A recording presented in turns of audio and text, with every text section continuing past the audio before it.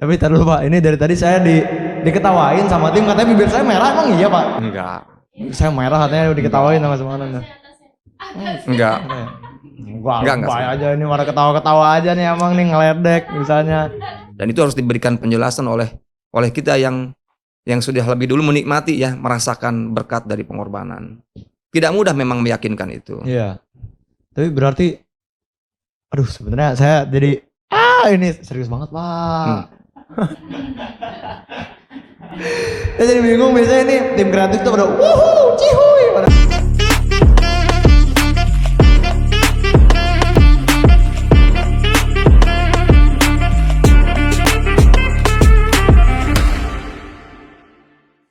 Assalamualaikum warahmatullahi wabarakatuh. Waalaikumsalam warahmatullahi wabarakatuh. Solim. Masya Allah. Kembali lagi bersama kami di channel YouTube Ahmedia. Jadi kita seperti biasa akan menemani sobat-sobat muslim 30 hari bulan Ramadan untuk menemani ngabuburit, nemenin lagi makan sahur, nemenin lagi makan buka puasa, nemenin ngabuburit, nemenin makan puasa. ya kan maksudnya repeat 30 hari. Tadinya mau disebutin 30 hari gitu. Nah, jadi pada kesempatan kali ini kita mau ngobrol-ngobrol aja seperti biasa ya. Kita nggak bahas-bahas yang berat-berat, tapi ini sedikit berat sih sebenarnya. Sedikit agak-agak berat. Ya gitu. Berat lah pokoknya ya. Jadi kali ini kita akan membahas tentang pengorbanan gitu. Nah, untuk membahas tema kali ini kita juga nggak lupa untuk mengundang narasumber yang mungkin ahlinya, yang di bidangnya gitu, yang menguasai materi-materi tentang pengorbanan ini. Siapa lagi kalau bukan Pak Husban. Assalamualaikum. Waalaikumsalam. Gimana? Sehat Pak Husban? Alhamdulillah baik. Sebenarnya Pak Husban ini paman saya. Jadi saya agak deg-degan sebenarnya. Gitu ya. Harusnya ini paman Uwa sama Om gitu ya. Jadi Uwa saya. Jadi saya ngobrol kayak antara keponakan sama Uwa aja kalau gini ya. Ya Pak Husban ya. Siap. Jadi ngomong-ngomong tentang pengorbanan kan dalam Islam itu sebenarnya banyak ya bentuknya ya. Entah pengorbanan waktu, pengorbanan harta, pengorbanan jiwa, raga, ya banyak hal lah. Tapi ada yang identik dengan kita gitu soal pengorbanan ini. Karena kan kita secara jemaat gitu ya, kita jemaat Ahmadiyah punya sistem pengorbanan yaitu canda gitu. Nah, sebelum kita mulai penjelasan tentang apa itu canda dan sebagainya, boleh didefinisikan dulu apa itu canda? Ya, canda itu istilah dalam bahasa Urdu sebetulnya. Artinya iuran atau penggalangan dana. Oh, artinya beda antara canda dengan sedekah gitu? Beda. Oh, Jadi canda itu artinya iuran. Ya kalau di Pakistan barangkali tidak hanya Ahmadiyah. Di kita juga kan tidak hanya kita sebetulnya yang menerapkan iuran itu. Ada kelompok Islam lainnya juga, ada beberapa yang setahu saya juga menetapkan iuran bagi anggotanya. Jadi bukan hanya kita yang bisa mengklaim ini milik kita, tidak juga ya. Iya. Bahkan di dalam Katolik juga ada 1/10-nya gitu ya. Ini seperti itulah canda itu. Oh, jadi kalau misalnya sedekah itu kan biasanya mungkin dikasihnya ke orang-orang yang membutuhkan mungkin ya. Karena kalau iuran ini kan biasanya didengar kalau di organisasi kampus lah, organisasi sekolah gitu. Nah, kalau canda ini kira-kira dipakainya buat apa kalau di jemaat kita? Ya tadi canda dengan sedekah bedanya biasanya di dalam penetapan nilainya, ukurannya ada. Kalau sedekah kan tidak ada aturan secara resmi. Ya. Seikhlasnya orang mau sedekah Rp1.000, Rp2.000, perorangan juga tanpa harus melalui dititipkan ke lembaga atau organisasi itu sedekah. Langsung kita ngasihkan di jalanan juga bisa saja. Ketemu yang harus kita bantu misalnya. Nilainya bisa besar bisa kecil. Tetapi iuran ini dikelola oleh lembaga, oleh organisasi. Kalau kita oleh jemaat. Ya. Itu bedanya. Jadi peruntukannya lebih terorganisir. Sedekah juga ada yang diorganisir, tetapi pada umumnya biasanya sedekah itu dilakukan secara perorangan tanpa diorganisir. Dibebaskan gitu Ya, mau sedekah nilainya mau juga enggak. tidak diukur. Ya. Tapi kalau iuran tadi canda itu ada ukurannya ditetapkan dan itu dikelola oleh organisasi, dalam hal ini oleh jemaat ya. Oh, dikelola oleh organisasi Tentu berarti ya. saja. Berarti kita bayar itu tercatatkan oleh si pengurus pusat mungkin ya. Ya, dari mulai cabang sampai pusat semuanya tercatat dengan baik dikelola. Nah, kalau misalnya ada pengelolaan dan pencatatan seperti itu, kira-kira apa sih tujuan adanya pencatatan oleh pengurus? Kenapa nggak kalau sedekah kan gini ya? Kalau kita memberi itu kita nggak boleh ria lah istilahnya. Kita nggak boleh ngasih tahu, oh gue udah sedekah gitu kan, gitu nggak boleh. Nah, kenapa untuk urusan canda ini kenapa nggak kita aja yang tahu nominalnya berapa, kita bayar kapan gitu? Itu tujuannya apa Ya, sebetulnya? sebetulnya di dalam jemaat pun sekarang lebih rahasia lagi dengan canda ID. Saya tidak tahu berapa candanya Salman. Salman juga tidak tahu canda saya berapa Ya. kan. Hanya orang-orang tertentu yang mengelola yang tahu. Sekretaris mal misalnya, atau kaid majlis, atau jaim, atau ketua misalnya. Itu pun mereka tidak banyak lihat-lihat canda kita ya. Karena canda urusan kita dengan Allah Ta'ala. Tetapi bahwa canda ini harus accountable, dapat dipertanggungjawabkan, tentu dicatat dengan baik. Berapa uang yang masuk, berapa uang yang keluar, itu tugas organisasi untuk mengelolanya. Karena Hadrat Masih Maud pernah mengatakan begini, beliau bersabda, aku tidak khawatir dari mana ada uang itu akan datang.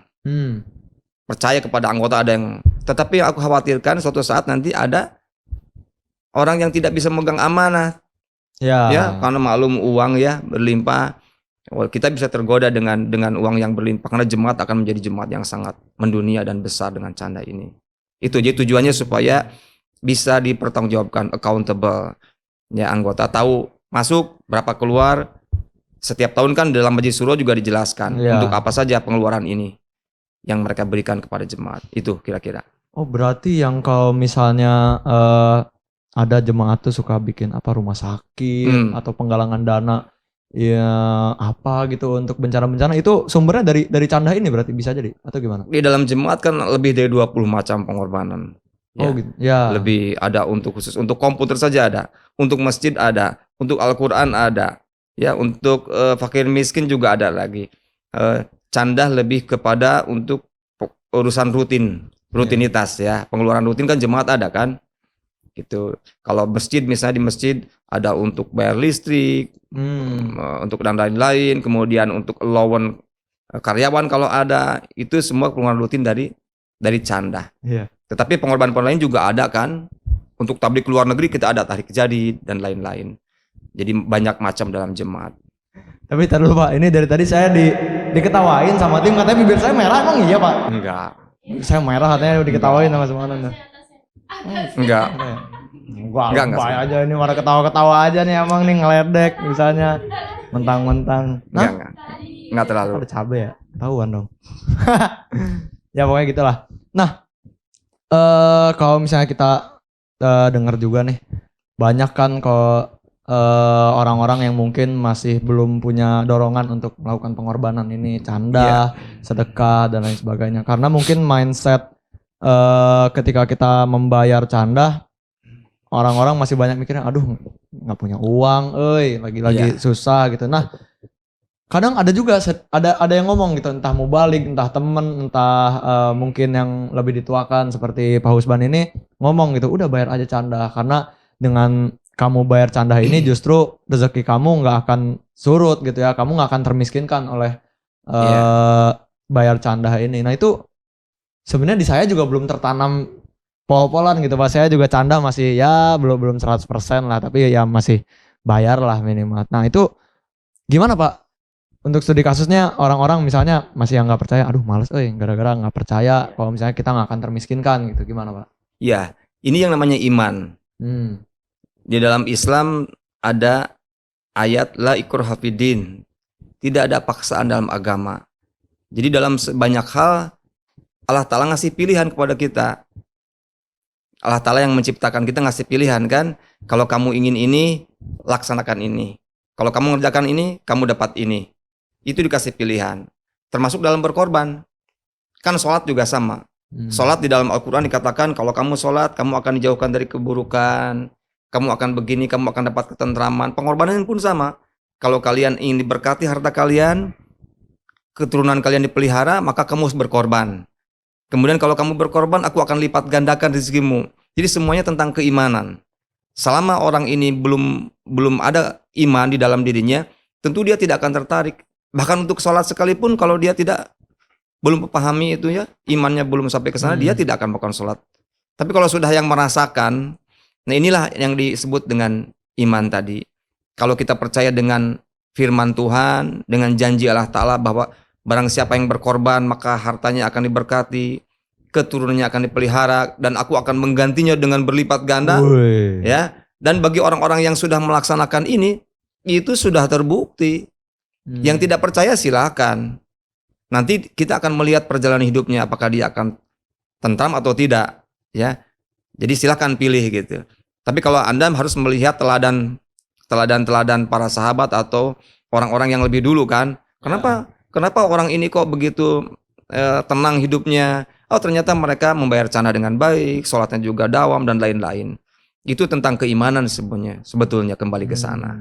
Dan itu harus diberikan penjelasan oleh kita yang sudah lebih dulu menikmati ya, merasakan berkat dari pengorbanan. Tidak mudah memang meyakinkan itu. Iya. Tapi berarti, aduh sebenarnya saya jadi, ini serius banget Pak. Saya jadi bingung, biasanya ini tim kreatif tuh pada wuhu, cihuy, pada gitu-gitu. Ini mungkin karena kan temanya juga lain. Iya sih, takutnya. Kalau tema yang lain boleh nanti bisa. Ya. Cihuy, pada biasanya pada gitu-gitu, cihuy, uhuy, gitu-gitu. Cuma jadi ya gitulah. Berarti kalau misalnya dari penjelasan Pak Usban tadi, apakah salah kalau misalnya seseorang yang mau membayar canda atau melakukan pengorbanan itu mengharapkan sebuah ganjaran gitu? Misalnya, aduh kalau misalnya gue bayar segini, nanti Allah kasih berapa ya gitu? Atau enggak, ya nanti juga dibalas deh sama Allah. Nah itu sebenarnya boleh nggak sih kita berperasaan kayak gitu? Ya. Sebetulnya itu memang janji Allah Ta'ala kepada kita. Ya. Seberapa banyak keikhlasan kita yakin Allah Ta'ala akan membalasnya tanpa kita minta. Yeah. Tapi kalau rizki tiap hari kita minta, dalam sholat kita kan kita minta rizki. Yeah. Warzukni tiap kali kita duduk atau apa, atau doa-doa juga minta rizki juga kita minta sebetulnya. Jadi kembali lagi ke sana sebetulnya. Tapi kalau berharap ganti hitung-hitungan matematika tidak begitu. Karena Allah Ta'ala biasanya akan membalas dari banyak hal. Tidak mesti uang dibayar dengan uang kan? Kita sehat juga udah kita bersyukur, atau lain-lainnya. Rizkinya kita itu banyak sumber rizki itu ya. Tidak hanya harus dengan nilai uang seperti itu. Saya dari tadi ngeliatin yang di belakang kayaknya lebih asik daripada kita yang di depan Pak. Biasanya yang di belakang tuh pada ngantuk gitu, yang di depan asik. Ini kayaknya hari ini lagi kebalik nih. Nah, kita serius lagi deh. Nah, kalau misalnya gimana nih Pak, kalau misalnya seseorang yang memang kita kan diwajibkan untuk membayar canda ya. Nah, tapi gimana untuk seseorang yang maaf mungkin agak kurang mampu gitu. Umpamanya per harinya penghasilan beliau kurang dari sekian ratus ribu gitu, yang akhirnya bikin beliau makin berat gitu untuk, aduh saya cuma punya segini, harus disisihin lagi untuk canda gitu. Iya. Gimana Pak? Iya, kalau Hajat Masih Maud kan pernah bersabda begini. Atau Hajat Khalifah juga ya. Kalau kalian makan 16 sendok, berikanlah 1 sendok untuk agama. Tidak banyak sebetulnya. Kita masih makan 16 sendok, 1 sendoknya berikan untuk agama. Pengorbanan yang ideal itu adalah 1/3 dari apa yang kita dapatkan atau harta kita. 1/3 tuh yang paling ideal, yang paling bagus. Karena ada 1/3 lagi untuk mewarisi anak keturunan, 1/3 lagi untuk dia sendiri. Nah, ada juga yang 1/10 kan wasiat, kemudian 1/5, puncaknya 1/3 gitu. Seperti itu. Jadi tidak ada paksaan, tetapi untuk orang-orang yang seperti tadi, jemaat itu punya kewajiban. Selain dia juga menganjurkan anggotanya ikut serta dalam pengorbanan, jemaat juga punya kewajiban untuk membantu orang-orang yang kesulitan. Ya. Kan ada jemaat juga, ada keluarga yang memang agak kurang secara ekonomi, mereka tetap bayar canda, tetapi anaknya dibantu beasiswa untuk sekolah oleh orang tuanya, atau sakitnya dibantu diobati dan lain-lain, saling gitu ya. Jadi secara organisasi juga jemaat membantu keluarga-keluarga yang kurang mampu. Kemudian Allah Ta'ala juga pastilah ya menolong orang-orang semacam itu. Jadi harus diyakinkan. Kalau tidak, kalau dia paham bahwa dia harus membayar tapi dia tidak merasa tidak mampu, dia harus minta izin kepada hujur kalau dulu begitu. Kalau sekarang mungkin kirim surat ke Pak Amir, saya penghasilan gini-gini masih kurang gitu. Iya. Tapi pengurus jangan diam saja, mencari solusi, dibantu orang ini. Dibantu cari pekerjaan mungkin. Pekerjaan dibantu dengan umur amah kan bisa membantu kesulitan. Tapi dia juga tetap dianjurkan untuk membayar untuk apa? Untuk kemajuan dia. Iya ya. Karena jemaat tidak membutuhkan pengorbanan dari mereka sebetulnya ya. Tapi mereka harus ikut serta dalam pengorbanan. Itu ruhnya dari canda sebetulnya. Jadi jangan dibiarkan ditagih oleh kita, tapi kita tidak memperhatikan kebutuhan-kebutuhan mereka. Iya betul juga nih. Nah, makanya jadi, banyak sekretaris ya di jemaat ya. Buat teman-teman nih sobat-sobat Solim yang mungkin anggota jemaat Ahmadiyah ataupun yang di luar non jemaat Ahmadiyah ini tetap harus melakukan pengorbanan. Itu harus diyakini kalau misalnya apa yang kita kasih, apa yang kita berikan ke orang sesuai lain, kemampuan, ke agama gitu ya, sesuai kemampuan. Ini agama Islam itu tidak memberatkan ya Pak ya. Yeah. Meskipun sekecil apapun itu akan sangat berarti dan sudah pasti janji Allah, firman Allah juga kan katanya akan dikembalikan berlipat-lipat ganda ya. Kan ada peristiwa di zaman Rasulullah juga ketika seorang yang sangat fakir, ya Rasul, saya tidak punya apa-apa untuk diberikan, tapi saya ingin berkorban. Apa yang saya lakukan? Kamu pergilah ke hutan cari kayu bakar, kemudian jual ke pasar, nanti sisihkan untuk berkorban. Sebagian kamu makan, sebagian untuk ikutan. Sampai seperti itu. Tidak ada alasan sebetulnya untuk tidak bisa berkorban. Kalau seseorang sudah paham ruh pengorbanan, maka dia akan berusaha keras untuk mencarinya. Kita kan makan setiap hari. Kalau kita makan 16 sendok, masa tidak bisa kita sisihkan 1 sendok untuk agama? Kan bisa sebenarnya ya. Tapi gengsi saya bayarnya cuma 5.000 Pak. Nah, itu yang jadi masalah. Gengsi dengan manusia. Iya, ego harusnya ya. Gengsi dengan ego. Malunya harus dengan Allah Ta'ala, bukan dengan manusia. Seperti itu. Ruh dari pengorbanan itu ya sesuai kemampuan lah. Iya.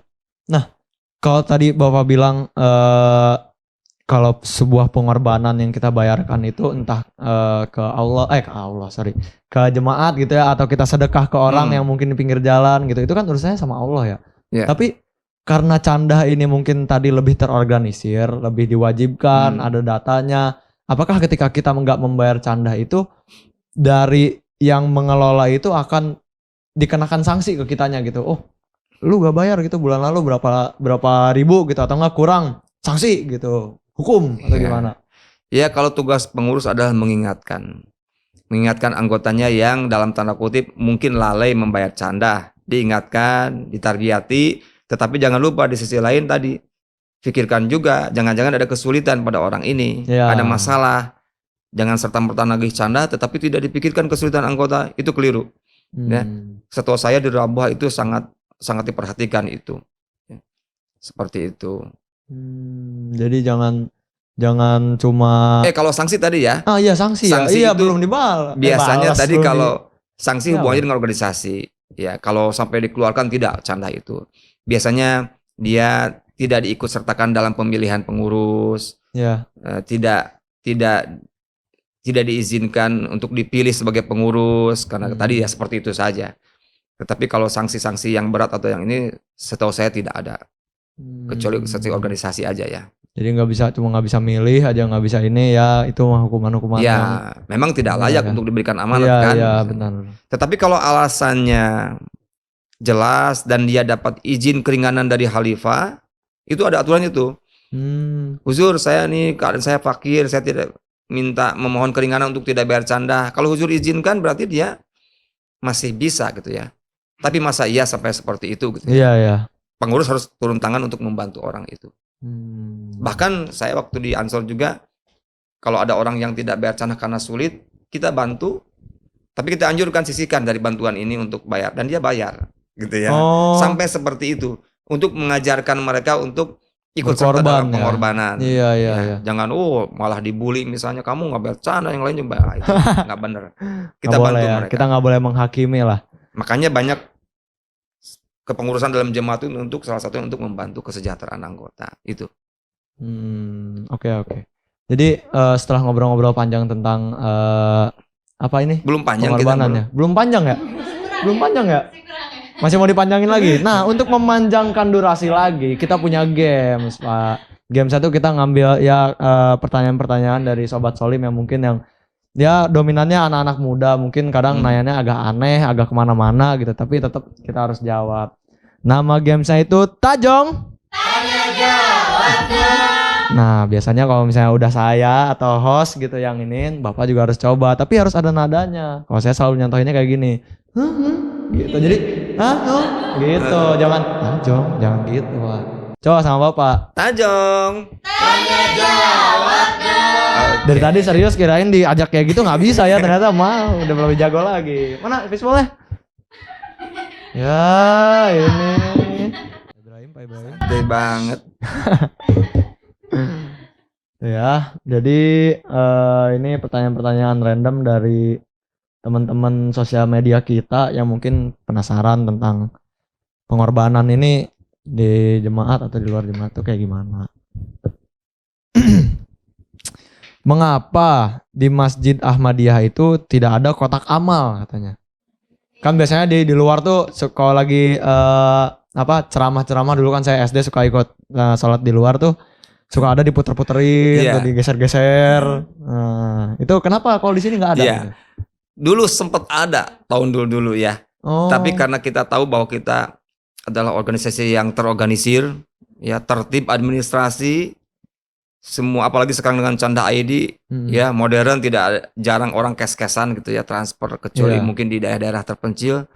Tapi itu pun pada akhirnya juga di Canda ID kan oleh pengurus di cabang-cabang. Jadi intinya kita tidak ingin ada pungutan-pungutan yang sifatnya liar, tidak jelas gitu kan. Tapi kalau kawan-kawan informal juga masih ada ya selama diizinkan oleh pusat, kita misalnya mungut untuk bersih-bersih lingkungan gitu ini.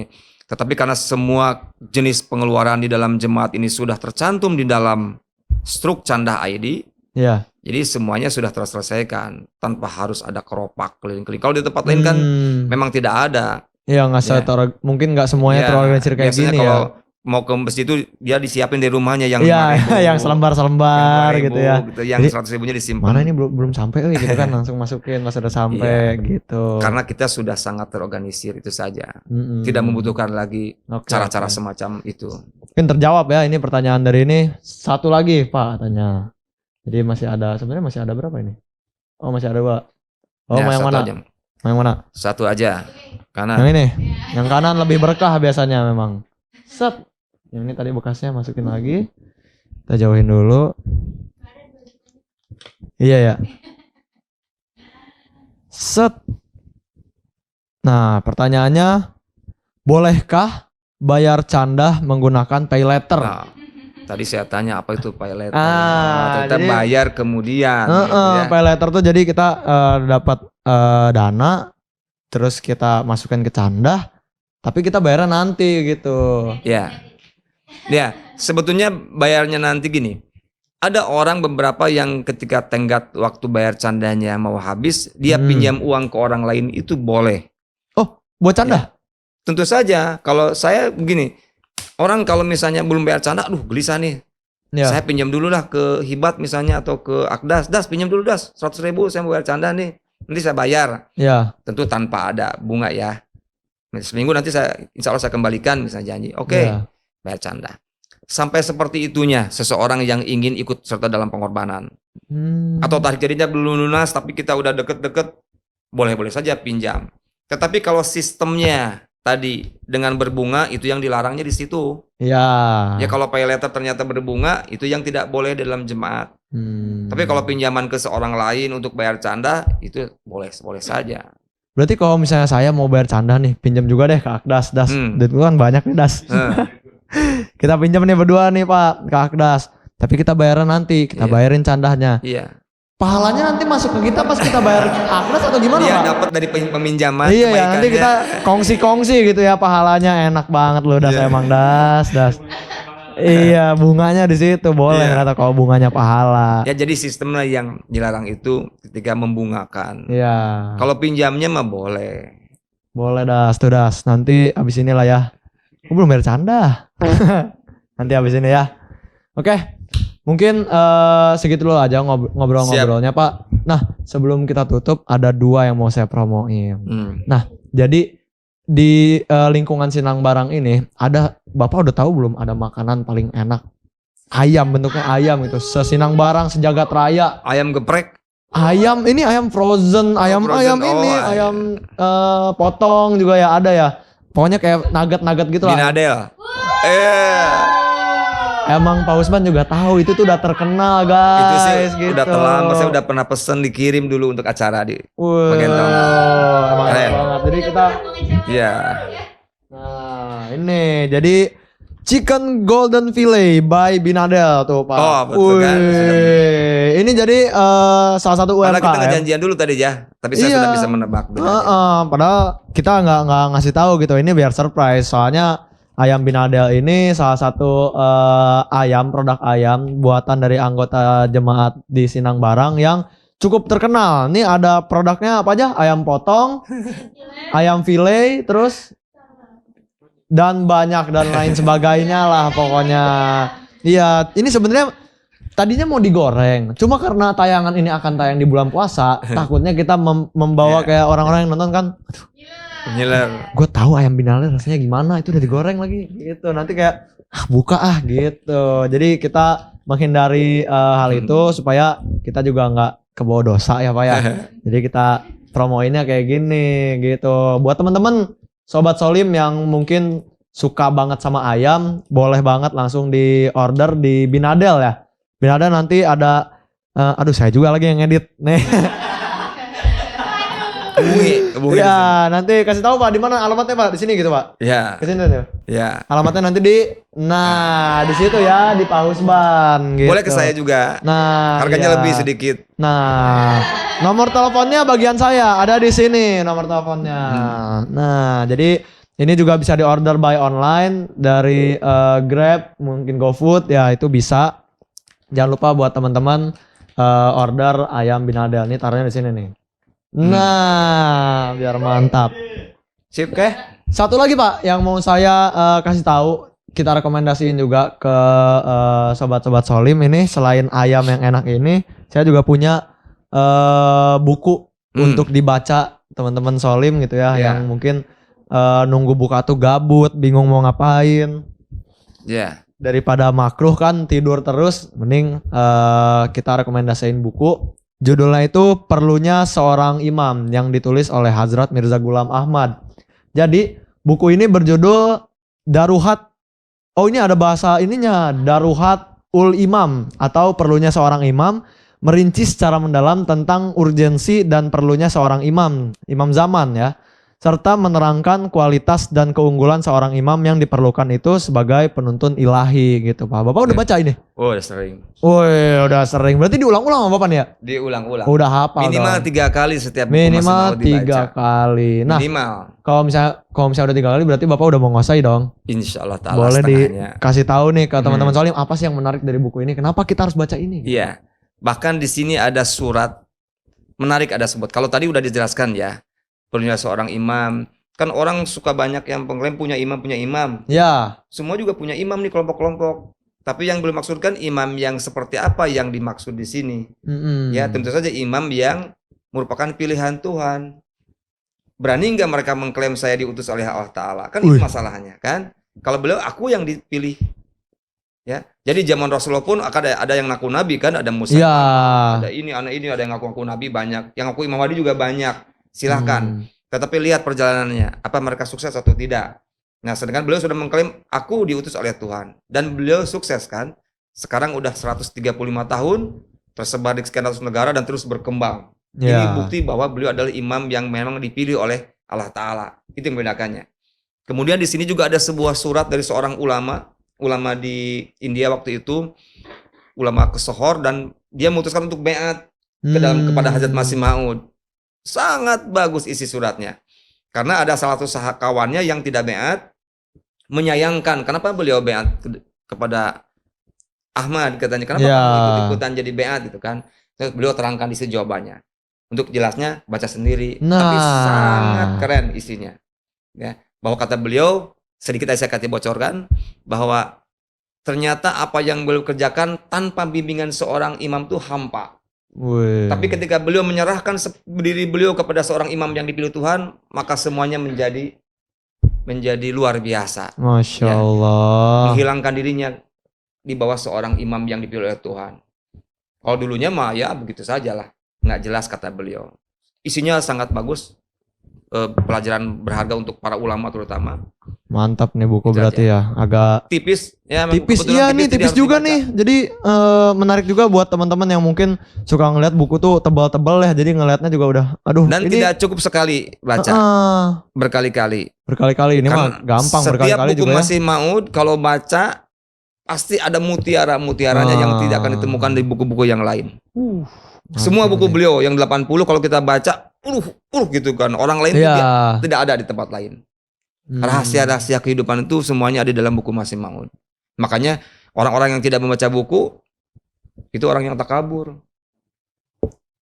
Teman-teman kalau tidak baca buku Masih Maud, takabur. Waduh, Ya. Akdas sama Fahri ya.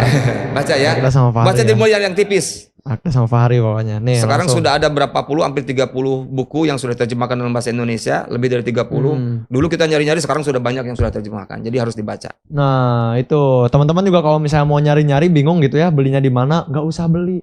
Nanti kita taruh deskripsi si buku ini dalam bentuk PDF. Nanti kita cari juga biar teman-teman juga tanpa beli bisa baca gitu ya by phone gitu. Ada kan Pak ya? Harusnya ada ya. Ada banyak Nah, nanti yang kita online-nya ada. taruh di deskripsi linknya. Jadi teman-teman kalau misalnya mau baca langsung klik aja. Tapi link saya di rekomendasikan deskripsi. untuk baca langsung karena ini tipis, bisa beli harganya Iya, juga murah, cuman paling 15 ribuan, 15.000 20.000 gitu. saya biasanya kasih stabilo.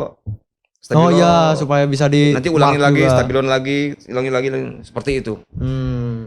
Harus Gitu. semua buku harus punya. Sobat Solim ya, jangan lupa tadi yang pertama belilah Ayam Binadel gitu ya. Yang kedua bacalah buku Perlunya Seorang Imam gitu ya. Jangan lupa pokoknya teman-teman. Nah, jangan lupa pokoknya jangan lupa juga untuk follow akun kita. Ada akun YouTube di sini, ada akun IG di sini atau kebalik saya juga lupa. Nah, jangan lupa juga untuk like, comment, subscribe. Terus kalau misalnya ada UMKM yang mungkin mau dipromosiin di kita, boleh banget, nanti kita sangat amat membuka. Kita juga ngedukung UMKM di jemaat gitu ya, terutama di Sinang Barang maupun di luar gitu yang memang mau dipromosiin. Boleh DM ke kita. Bapak katanya punya jaket kulit Ranginang Bu Iim. Ranginang Bu Iim. Saya dong. Emang ada ya? Oh, ya baru tahu ibu Ranginang saya. juara. Ranginang, nanti deh Ranginangnya masuk ke sini ya. Bu Im, tolong Ranginangnya disiapkan gitu ya. Oke, baik, jazakumullah Pak. Terima kasih banyak Sama-sama. sudah mengisi dan Sukses. menemani teman-teman Solim sebelum nanti berbuka puasa mungkin ya, karena tayangan nanti di bulan puasa. Mungkin sekian dari saya dan juga Pak Usban. Solim.